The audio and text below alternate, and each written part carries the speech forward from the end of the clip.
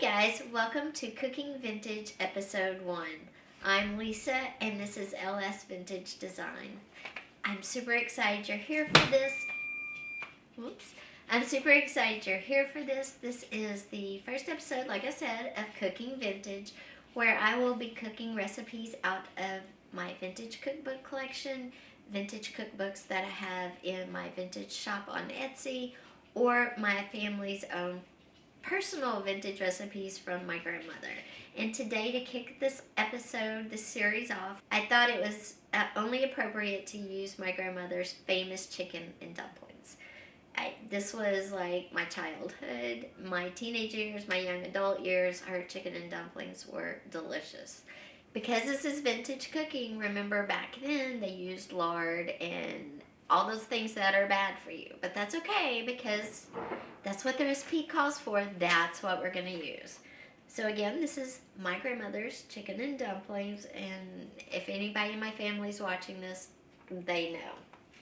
Okay, you start off by getting a whole chicken. And this is the smallest one I could find. And you boil it. So I'm going to open it, clean out the insides of it, and then we're going to put it in a pot, and it says put it in there with butter, salt, and pepper. So that's what we're going to do.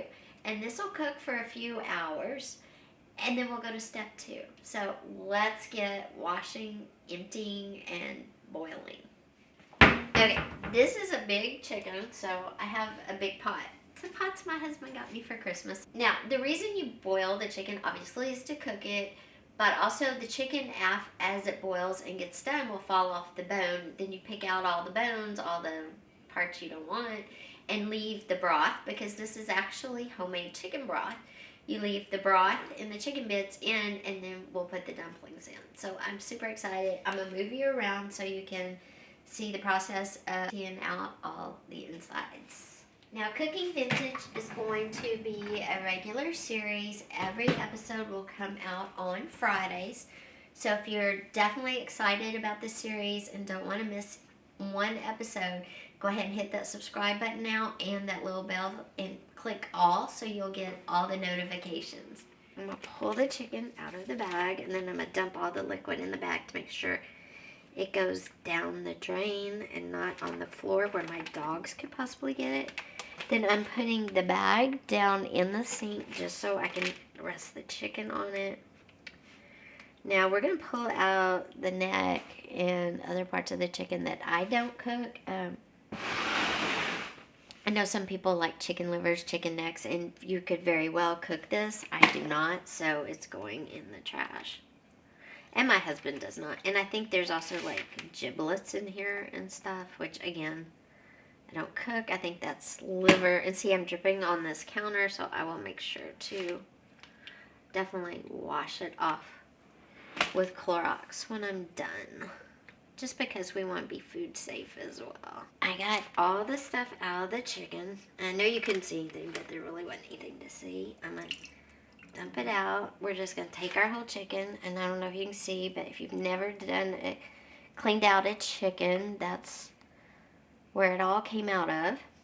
And then, like I said, when it cooks, we'll get rid of the fat and the bone and the gristle, and we'll only have all the meat in our dumplings. So this is done. Now I'm going to take my towel.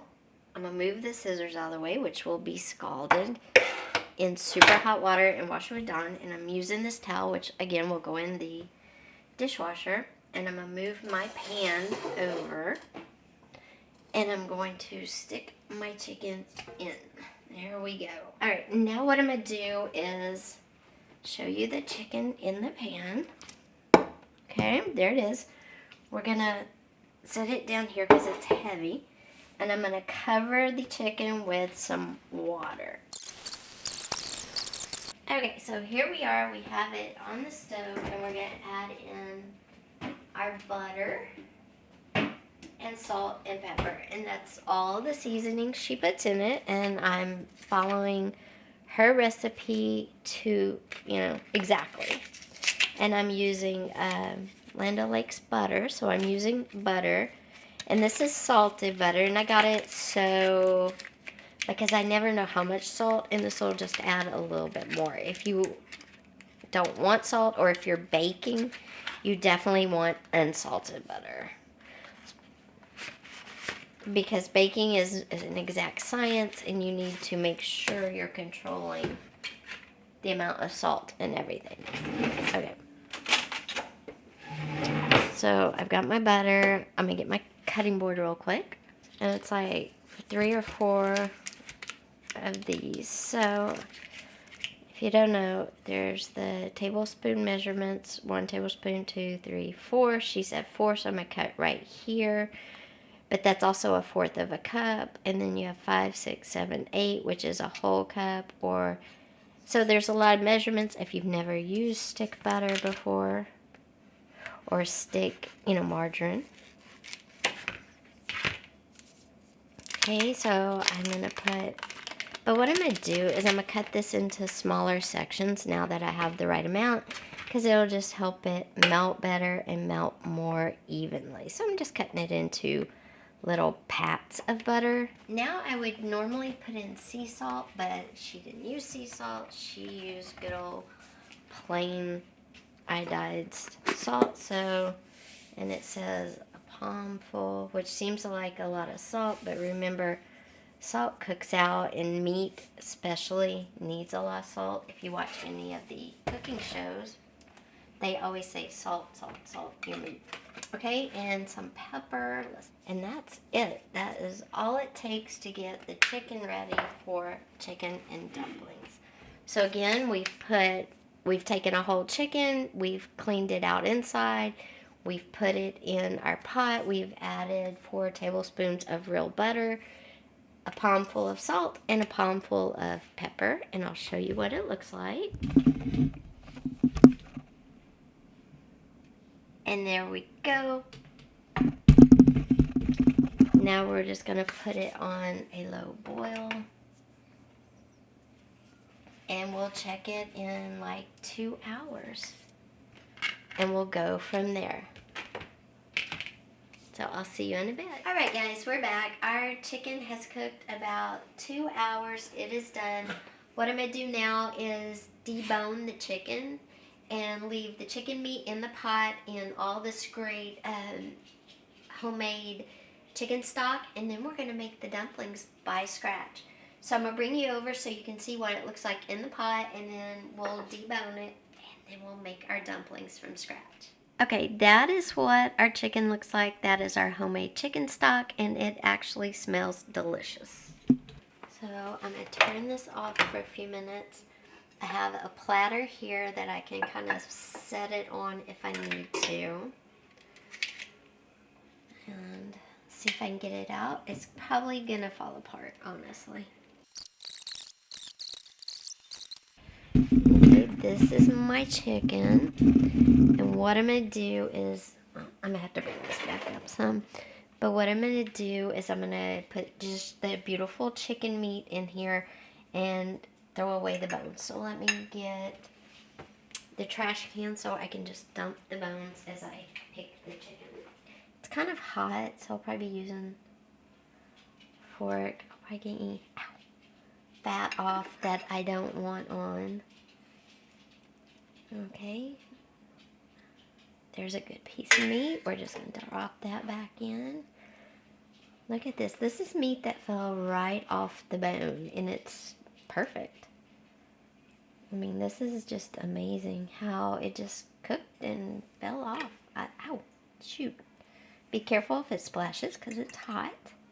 Okay, guys, so we pulled all the chicken. It's in the pot. I'll show you. So, guys, if you cook this and you pull the chicken off, just be sure you let it cool all the way through because my fingers are a bit burned, but that's okay. I'm going to show you what the chicken looks like in the pot. Then we're going to come over here and we're going to make the dumplings. And I'll go over the ingredients right before we do that. So there's our pot, and as you can see, it is very full of chicken and homemade chicken broth, which is pretty freaking awesome. Okay, so we're going to roll it out right here. But before we do that, we're going to mix the dough in this pan because we have to form a ball. And, okay, her dumplings use Crisco, water, 1 egg, and flour. And that's it. That's all the dumplings are. Oh, and salt. And salt. And that's it. That's all the dumplings are. So, for the Crisco, it has to be melted. So what I'm going to do is cut it and put it in the microwave and melt it in a bowl. And it's 5 tablespoons, which is just a little bit over 1/4 of a cup, because 1/4 of a cup is 4 tablespoons. And it has the measurements on the side. I bought these like little individual sticks. They almost are like butters. So I bought this. I bought this when I was doing frosting too. I think I told y'all that if you make a stiff royal of icing, that it uses Crisco. So the best frostings, if you're not making them to decorate with, but you're making them to eat, is a butter frosting. Because the really decorative frostings that are stiff are Crisco. Okay, so I'm going to cut 5 tablespoons, put this in the microwave, and melt it. Isn't that cool though? It comes in a little, like, butter container. And you just peel it back, and there it is. Okay. And it says, but you start with 1 egg that's well beaten. So I will get this softened, and while it's softening, I'm going to beat my egg really good in my bowl with a fork. Oh yeah, that did it. So it was 45 seconds, and all my 5 tablespoons of Crisco have melted. We're gonna put our egg in our bowl. Okay, and I beat it really good. Now we're gonna stir in our oil.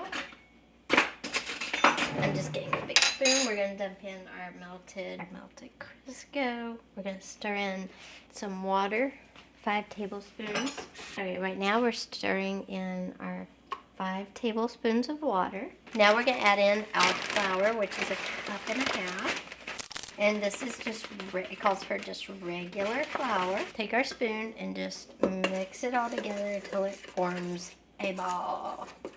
Okay, we're going to let this rest for a few minutes, and what we're going to do is get our chicken stock and our chicken boiling again, because once we roll these out and cut them, we're going to drop them in the hot liquid. So I'm going to get this boiling.